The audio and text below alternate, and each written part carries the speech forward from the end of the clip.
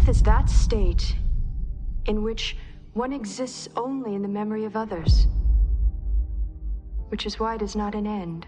For decades, one quiet decision has haunted Star Trek fans.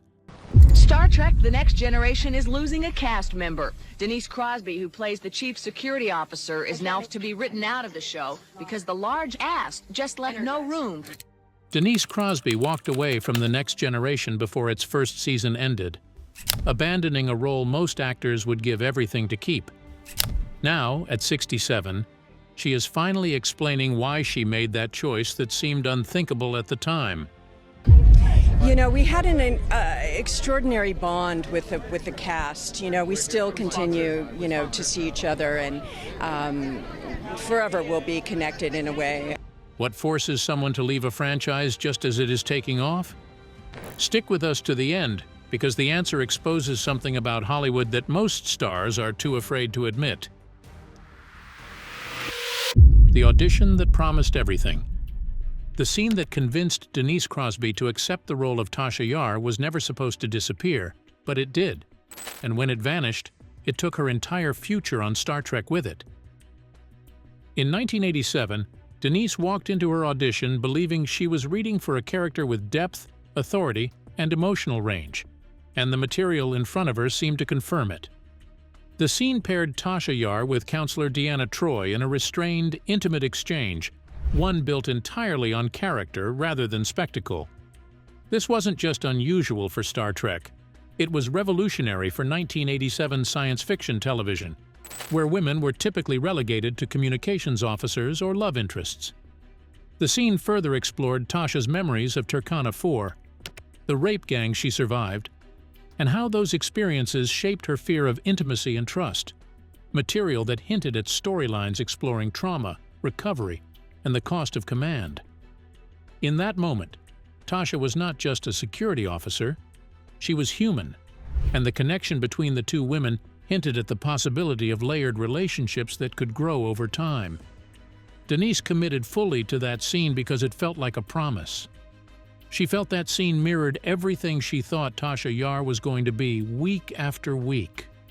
She confirmed this years later while speaking on the Seventh Rule podcast in 2023. She recalled how clearly that audition defined her expectations. That single scene convinced her she was stepping into a role with substance. She won the part, and the excitement was real. She was now a series regular in a franchise with history, playing a character shaped by a brutal upbringing on a collapsed colony world ruled by violence and exploitation. Denise believed that background would matter, that it would influence Tasha's instincts, leadership, and choices, and that the audience would eventually see how someone forged in chaos became Starfleet's chief of security. Then production began, and the promise quietly disappeared. The audition scene was cut entirely. It never aired, never resurfaced, and never shaped the character viewers met on screen. Script by script, the gap widened between the role she believed she had accepted and the one she was actually playing. And that gap, formed quietly and early, would become impossible to ignore, because once the foundation disappeared, everything Denise thought her future on Star Trek would be began to unravel. Written out while the camera kept rolling, Denise Crosby was still being paid like a series regular, pulling in approximately $15,000 per episode, still showing up to set every single day, but the scripts arriving in her hands were getting thinner and thinner. And by the time she realized what was actually happening, it was already too late to stop it. As the first season unfolded, Tasha's role narrowed. She remained at the tactical station, delivering routine confirmations and status updates, while her instincts, authority, and the trauma that could have fueled real leadership were ignored. The warning signs didn't come through confrontation, but through scripts that arrived thinner each week. Tasha Yar's backstory from Turkana 4 should have driven her entire character, but instead those details surfaced briefly, then vanished completely, never explored or developed. While her presence faded, Brent Spiner's Data received episodes exploring identity and emotion. Michael Dorn's Worf began his journey into Klingon honor and internal conflict, and even supporting characters found moments to shine. Denise spent more time alone in her trailer than on camera, rehearsing ideas that never made it into scenes while watching her castmates unpack scripts filled with emotional depth. Episodes like The Naked Now and Code of Honor teased flashes of potential, but those sparks quickly died, leaving her presence superficial and unfulfilled. Every advancement underscored how little room she had to contribute, until the excitement of being part of the series turned into the slow erosion of purpose. By mid-season, it was undeniable. Showing up no longer felt like progress, but like waiting for permission that would never come. That realization pressed on her daily, until one stark question crystallized in her mind. How long could she endure this? And when the answer came, it meant facing the one person who could change everything, confronting the truth about her role, and forcing the future of Tasha Yar into the open. The meeting that ended. Tasha Yar, the decision that removed Denise Crosby from Star Trek. The Next Generation was not made in a writer's room or on a call sheet. It was made behind a closed door, during a private conversation that most actors would never dare to initiate. By the middle of Season 1, Denise had reached a point where waiting felt worse than leaving. The isolation had become routine, the scripts were not changing, and the promises of future depth kept being pushed further away.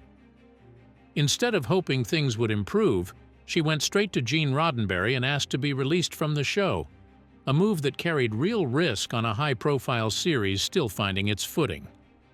Years later, in a 2024 interview with IGN, Denise described the meeting as calm but emotionally heavy. There was no shouting and no confrontation. Gene listened. He told her he did not want her to leave and insisted that the show was still stabilizing, arguing that stronger material would come once the early chaos passed. From his perspective, Tasha Yar still mattered. From Denise's perspective, time was the problem. She had already seen how the writer's room operated and how slowly it adapted. She believed the creative culture shaped by older, rigid thinking was not prepared to give women like her, Gates McFadden, or Marina Sirtis the kind of layered storytelling they deserved. Waiting longer felt like agreeing to disappear quietly. That is when she drew a hard line. She looked at Gene Roddenberry and said the words that would define her entire career. "I am not willing to stay on the show as a decorative presence." She refused to be reduced to a token role when the character had been introduced with depth and purpose. The honesty landed not as an attack, but as a boundary. Gene respected that boundary. Against standard contract practice, he allowed her to leave without resistance, guilt, or retaliation. But before the conversation ended, he made one final suggestion that would change how audiences remembered Tasha Yar forever. Instead of quietly writing her out, he proposed something drastic. Tasha would die suddenly to prove that no one on the Enterprise was safe. It would give the character impact, but it would also make the exit permanent. But agreeing to that death meant agreeing to something far more shocking than either of them realized, because what happened in Skin of Evil would haunt Star Trek fans for decades and prove exactly why Denise had to leave. The death that was meant to warn everyone. Tasha Yar was standing one moment and dead the next, killed by a puddle of black oil without warning or heroism. And the brutal suddenness of her death in Skin of Evil wasn't an accident, but a deliberate message that would shock viewers and prove that Gene Roddenberry meant business about making this Star Trek different. Once Denise Crosby was released from her contract, the production faced a choice that would define the show's early reputation. They could write Tasha out gently, or they could do something far more unsettling. Gene Roddenberry chose the second option. He wanted viewers to understand immediately and unmistakably that this new Star Trek would not protect its main characters just because they wore bridge uniforms. The result was Skin of Evil, an episode that aired late in Season 1 and blindsided audiences. In the story, Tasha leads an away team to investigate a crashed shuttle. There is no extended buildup, no clear warning. Without a fight or a final stand, an entity called Armus lashes out and kills her instantly. The shock was intentional, but the reaction was fierce. Fans did not see it as brave storytelling. They saw it as a waste. The irony cuts deep. Tasha's death was supposed to prove no one on the Enterprise was safe. Instead, the backlash was so fierce that no other main character would die meaninglessly for the next 6 seasons. Rather than establishing stakes, her death taught the writers to never take that risk again. A character introduced with a brutal past, elite survival skills, and command potential was erased by what felt like a random encounter. Denise did not hide her disappointment. In later interviews, she admitted she had hoped for something darker and more physical, a final moment that reflected Tasha's history and strength. She wanted the character to fight, to struggle, to go out proving who she was. Instead, the death echoed the same problem that pushed her to leave. Tasha was never fully used, even at the end. Yet for Denise personally, the moment closed one chapter cleanly. The role was over. The waiting was over. So was the security of a steady paycheck and a franchise that would soon explode in popularity. She was walking away from that security with no backup plan and no guarantee of future work in an industry where most actors struggle to book a single guest spot. Walking away should have felt like pure freedom, but as the months turned into years and Star Trek, The Next Generation became exactly what she'd hoped it could be, Denise started wondering if she'd made the biggest mistake of her career. The freedom that came with doubt. Walking away from Star Trek. The Next Generation was supposed to be liberating, but the immediate aftermath wasn't glamorous at all, and Denise Crosby found herself facing the harsh reality that betting on yourself doesn't always pay off right away, especially when you're watching your former castmates become household names. There was no instant reward for her decision, no validation that she'd made the right choice, no flood of impressive offers, no fast track to stardom or leading roles in major films. Instead, Denise went back to hustling, taking smaller television and film roles that ranged from creatively satisfying to quickly forgotten. She appeared in episodes of Red Shoe Diaries, Tales from the Crypt, and The X-Files, plus films like Pet Sematary 2 and Miracle Mile, none of which carried Star Trek's visibility or cultural impact, but all of which demanded more range and versatility than standing at a tactical console ever had. The difference was control. Every role was chosen, not endured. Every risk belonged to her, not a writer's room that did not know how to use her talent. Years later, reflecting at age 67, Denise has been clear about what this period of hustle gave her, even through its uncertainty and financial instability. It forced growth. It sharpened her instincts. It pushed her into work that demanded range and commitment instead of patience and silence. The money was inconsistent, and the visibility was lower than what Star Trek would have provided, but the work felt real in a way her final months on The Next Generation never had. Then the doubt crept in, slowly at first, then impossible to ignore. As seasons passed, the show she left behind transformed completely. By season 3, under new creative leadership following Gene Roddenberry's stepping back from day-to-day production, the writing deepened dramatically. Characters once underused were suddenly complex, emotional, and central to compelling storylines. The show was finally delivering on its promise, becoming the cultural phenomenon everyone believed it could be. That transformation didn't happen by accident. Maurice Hurley, who had overseen much of Season 1's troubled writing, left after Season 2.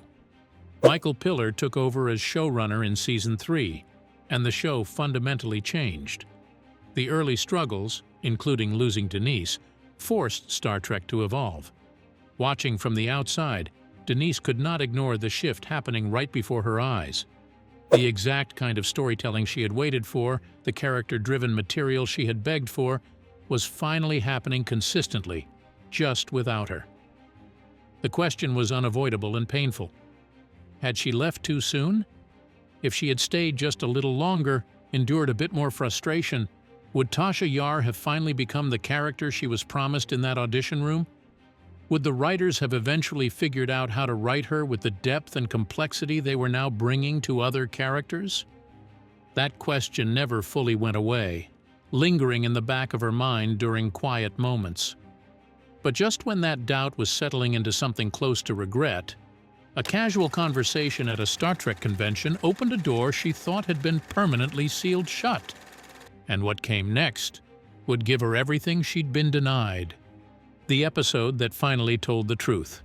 When Denise Crosby casually mentioned at a convention that she'd be interested in returning to Star Trek for the right opportunity, she had no idea that conversation would lead to one of the most celebrated episodes in the entire franchise and finally give her everything she'd been hungry for back in Season 1. Denise did not plan a comeback or engineer a return to the show. It happened because of a single sentence spoken in passing at a convention years after she thought Star Trek was finished with her, and she was finished with it.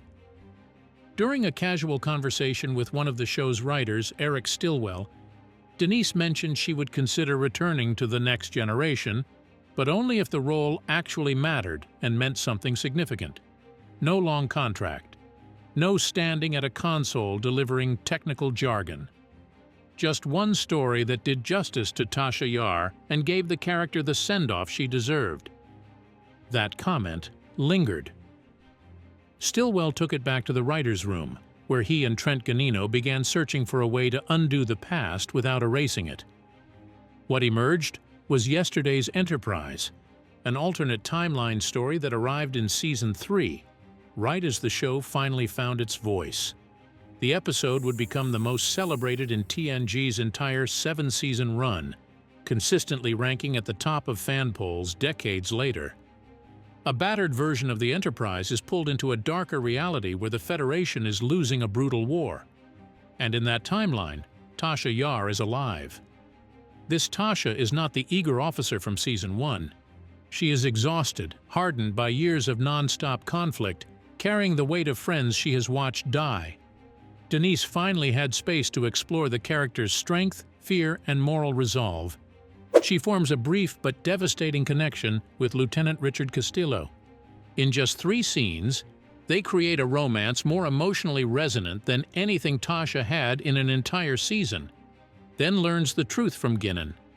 She is not supposed to exist. The choice that follows changes everything.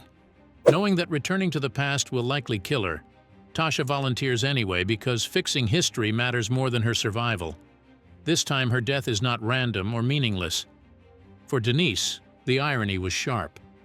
In a 2024 interview, she joked that she had to die to finally get a good script. As a guest star, she received the depth she never had as a regular. The performance was widely praised, and fans embraced it as the farewell Tasha Yar always deserved.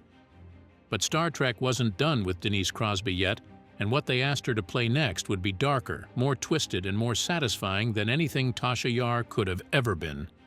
The villain born from a death that wasn't supposed to matter. The Tasha who went back with the Enterprise C didn't die on impact. The Romulans captured her, and what they did to her created Star Trek's most personal villain. She was captured by the Romulans, imprisoned and used. Forced into a relationship with a Romulan officer, she later tried to escape with her child and was executed for it. Her daughter survived. That daughter was Sela. Raised inside the Romulan Empire, stripped of her human past, and conditioned to see weakness as a liability, Sela grew up furious, ambitious, and ruthless. She carried Tasha Yar's face but rejected everything her mother stood for. Sela made her mark in the redemption arc, manipulating the Duras sisters and pushing the Klingon Empire toward civil war. She isn't loud or reckless. She plans patiently, exploits fractures, and stays 3 moves ahead. Later in Unification, she escalates, orchestrating a covert invasion of Vulcan and facing Picard in cold, controlled confrontations that feel more like chess matches than interrogations. For Denise, what makes Sela's role work is that she isn't a cartoon villain. She's constantly proving herself in a culture that sees her as tainted by human blood. That pressure sharpens her cruelty. Every decision is about dominance, survival, and control. The humanity she denies still leaks through in flashes, which only makes her more dangerous. Denise later admitted that leaving the show made this possible. Staying would have frozen her in place. Walking away forced evolution, and Sela became the proof. Not a footnote, not a regret. a fully realized antagonist who expanded the Star Trek universe in ways Tasha never could. Playing Sulla proved that leaving had been worth every risk. But there was still one final return waiting years down the road, and stepping back into Tasha Yar's uniform one last time would teach Denise something she never expected about growth, change, and letting go. A Ghost on the Bridge, Denise's final return. Years later, Denise returned one final time for the series finale, All Good Things. Q sends Picard jumping through time, including back to the pilot, and there she was, young Lieutenant Tasha Yar at Tactical. For Denise, recreating a performance from 7 years earlier, after growing so much as an actress, felt like wearing clothes she'd outgrown. She studied old episodes, dissecting every gesture, but her growth inevitably showed through. That brief appearance became her real goodbye to the character. But when Star Trek called the cast back together for Picard Season 3 in 2023, with Data resurrected and even minor characters returning, Denise Crosby was nowhere to be found. That absence tells a story of its own. The Truth at 67. When Star Trek Picard brought back the entire Next Generation cast for its third season in 2023, Data was resurrected twice, Worf returned in glory, and even minor characters got their moment in the spotlight. But Denise Crosby was nowhere to be found, and the silence around her absence reveals something that cuts deeper than anyone expected. Tasha Yar remained in the past while her castmates stepped back into the future. Denise has addressed the absence at recent convention appearances, acknowledging that conversations happened but never developed beyond early stages. Whether that came down to creative challenges with bringing back a character who died in Season 1, or simply that the story didn't require her, she hasn't detailed it publicly, but she's spoken about it without bitterness or resentment. Looking back now at 67, Denise Crosby sees her departure from Star Trek, the Next Generation, with complete clarity. And what she's revealing in recent interviews from 2023 and 2024 isn't just about having no regrets. It's about understanding that the entertainment industry forces artists, especially women, to make impossible choices between security and self-respect, between comfort and creative fulfillment, between being seen and being valued. She respected herself too much to become decoration on someone else's show, trusted her instincts too deeply to accept scraps when she deserved substance, and had the courage to walk away when every logical voice in Hollywood screamed at her to stay. That decision could have ended her career, but instead it redefined it, transforming a footnote into a legacy, and proving that sometimes the bravest thing an actor can do is leave. The audition scene that promised everything never made it to air, but the woman who performed it made it into Star Trek history, not by staying silent at a tactical station, but by speaking up, walking out, and coming back on her own terms. Stronger and more compelling than the franchise ever allowed her to be in the first place. Denise Crosby didn't lose Star Trek when she left. Star Trek lost Denise Crosby, and decades later the absence in Picard proves they still haven't figured out what to do with the woman who knew her worth before anyone else did.